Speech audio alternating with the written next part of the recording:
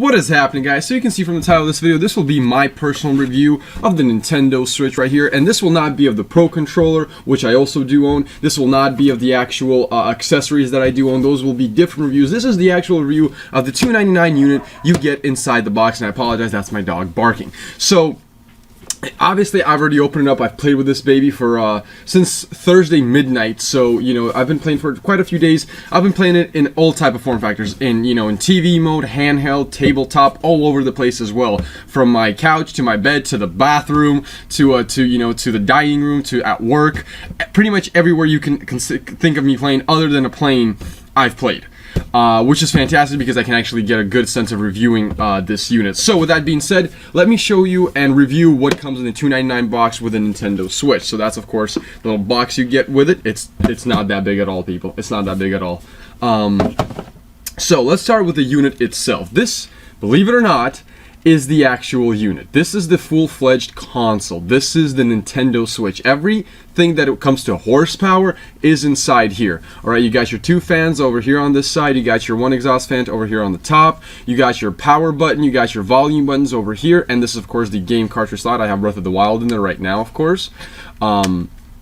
Yeah, I got a 3.5mm head jack, which the only reason I don't understand they put it on here and not the Pro Controller or the Joy-Cons is beyond me, but that's a whole nother thing. We'll get that into later on. You also have volume speakers right over here and right over there. I'm sorry if it's glossy. It's also it has a screen protector already on it because I am a clean freak, so of course the screen protector was a must, and it came in my starter kit, which I'll also be reviewing. So definitely, when it comes to the console itself, it's very slick. You also have a beautiful kickstand right over here. It's made out of different material than the metal. It's plastic, but it does get the job done. I will say this though, it's not something extraordinary. However, it does get the job done. Fits it up beautifully on the table. And then that's also, of course, where the micro SD card is, and you just pop it and click it back in, and beautiful. If this ever breaks out, it's relatively easy from what I said to put it back in, but just be careful. Make sure that when you put it into the dock, you snap this baby back in so you can just beautifully slide that sucker in there. However, this is running, from what I understand, a quad-core RTX 57 CPU with one core dedicated towards the CPU and three cores dedicated towards gaming, or available for developers to be dedicated towards gaming. Has a customly built Nintendo GPU on the GeForce Tegra X1, you know, architecture, which is like 256 CUDA cores, clocks in at over a gigahertz and pushing just a bit over, consistently pushing just a bit over a teraflop, and has 4 gigs of DDR4 RAM shared, which up to 3 of which can be dedicated towards gaming. So this is a very, very powerful little unit right here. Packs a hell of a punch, never gets too hot. You can barely hear it when you're in, I mean, I've never heard it actually when it's been in handheld mode or tabletop mode.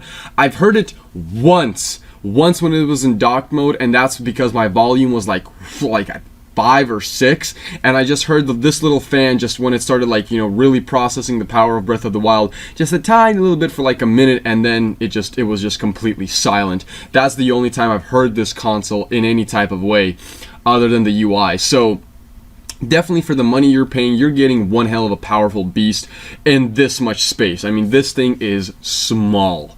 It is not that big at all, ladies and gentlemen. This is the rails, of course, which slide on the Joy-Cons, which we'll talk about in a minute. But overall, very pleased with the actual console. Definitely, for the price you're paying, you're not going to be cheaped out, and it feels sturdy. It feels like it's going to last you a while. Just don't make sure you're not dropping it every other fucking day.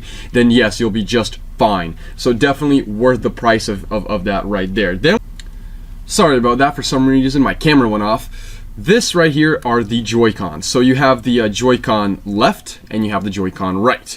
Now, if you want to see them properly in this kind of manner, there you go. That's how they look. Now, they are a bit different, of course. On the Joy-Con right, you have your X, Y, and A, B buttons right over here. You have the joystick, which is in the middle instead of the top on the left one. And you have your NFC reader, which is going to read your amiibos over here. And you have your home button. You have the R and ZR buttons right here.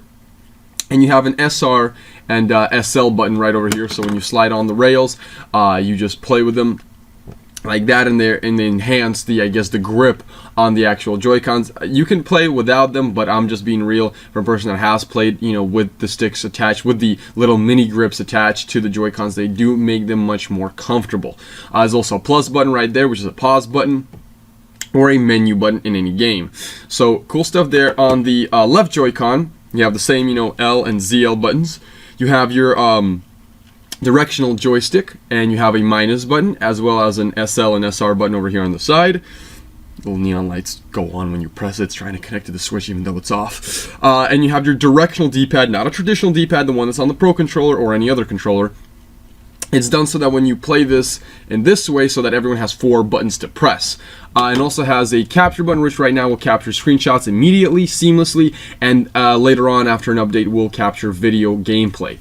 So all in all, I have to say, these do feel fantastic in hands. I mean, I'm 6'3", I have big ass hands, and this feel comfy. I should never experienced any desyncing issues. It's been fine for me.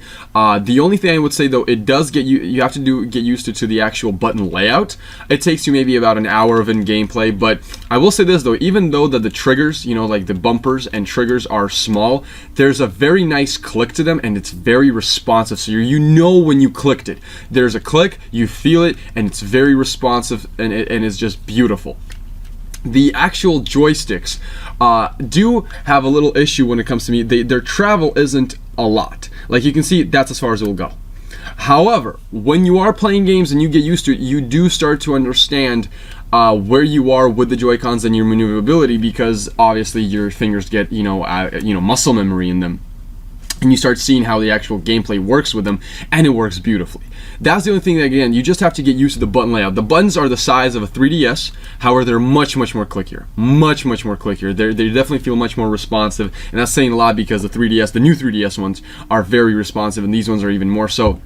They're very clicky.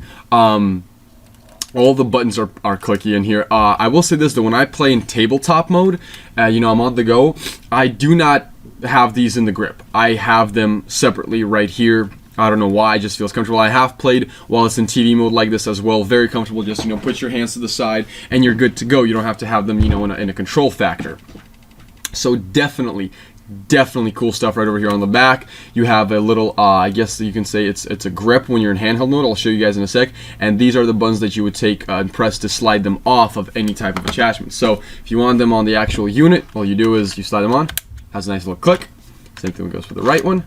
Boom, you're in handheld mode. Just like that, you feel hand one. This is what I'm talking about. These, behind the actual ZL and ZR buttons is like this little grip. So, your middle fingers, when you hold it, are actually behind here, and it feels very, very nice. It feels very comfortable, and you are playing a fantastically designed handheld machine. Now, as I said, these little buttons right over here, you take one off, you press this little button right over here, you take the other one off, and you're back playing separately. Now let's talk about what comes in the box with it is also the Nintendo Switch grip, Joy-Con grip. Now this thing is very well made, okay?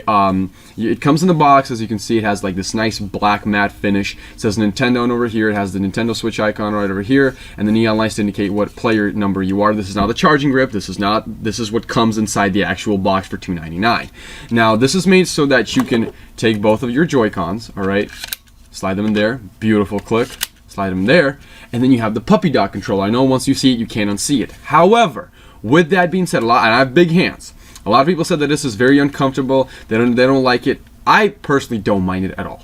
I've experienced a few hours of gameplay with this, in Breath of the Wild. You just really do have to get a feel for it. Everything is well laid out. It's not too small. However, your hands will feel cramped after 3-4 hours of gameplay. I'm just letting you guys know that is true.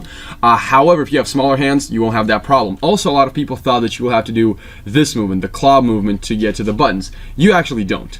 As you can see, I'm playing it right here, and my thumb just moves normally like it would do on a Pro controller, an Xbox One controller, it doesn't matter. Same thing here. You just have to feel the button layout and where everything is. Other than that, you'll be just fine. If you have very small hands, yeah, you'll do the claw movement, but if you have big hands like me, I'm huge hands. So it's just a basic thumb movement, very natural, very organic. You do again have to, I can't stress this enough, you just have to feel the layout of the buttons. It feels fine in your hand. You know, it feels like you're actually holding an actual, you know, like regular industry standard controller inside the palm of your hands. And again, very responsive. All the buttons are extremely well made, extremely well manufactured. And these things pack a lot of features, even though they are extremely light. All right, this packs NFC reader, gyroscope, you know, HD rumble, motion, you know, motion censored. These things are very expensive to manufacture because they pack a lot of stuff in them. And they are light. You will never think that they pack so much technology within these two little Joy-Cons, but it's true. It's damn true. It's really interesting how these things were manufactured. And then of course, other than the cables, this is what comes inside the box. This is the Nintendo Switch dock. It's very slick, matte finish. It's not that small, it's not that big at all, excuse me, as you can see. Over here on the back hand side, you pop it up, you have your, on the top I believe that's where your AC adapter goes, that's where another USB port goes, and that's where the actual HDMI cable goes. Now what's the beautiful thing about this, when you click it up, excuse me, on this hand side, you actually have where you put all your cables so they don't have to tangle up, which is just a genius design. You know, you have also two USB ports right over here, and you have the little neon light right over there to indicate that it's actually connected to the TV and charging. Now, the thing is, it's beautifully designed. I don't know how they designed this. Is probably inside the firmware. You just, you know, you click it up on here, and your Nintendo Switch is now inside the dock and is in full home console mode. Now this thing, again, it's not that big. It's so simple, it's sleek, it's sexy. All right, it's a very simple design, yet it just houses the Switch beautifully. And again, I don't know how the system was designed in a way where as soon as you click it in, it automatically patches it down to the actual OS, and boom, it's outputting HDMI video and shuts down the screen. However, if you just charge it with a regular USB-C, it doesn't do that. And inside there, it is a regular USB-C. You can actually see this from, you know, here on out.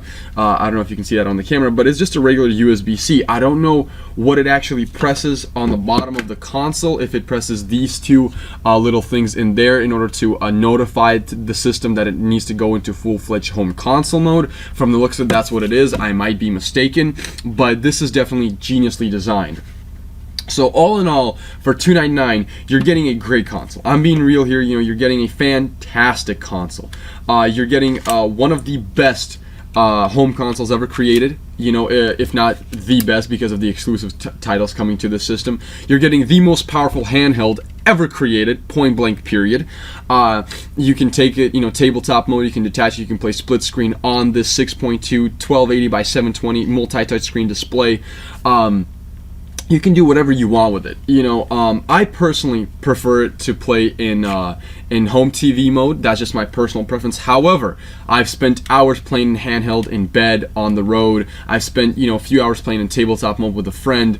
It is fantastic. You know, I can't stress enough. There's different type of configurations. Putting back in the actual Joy-Con grip, so you can see this. You know, you can play like that.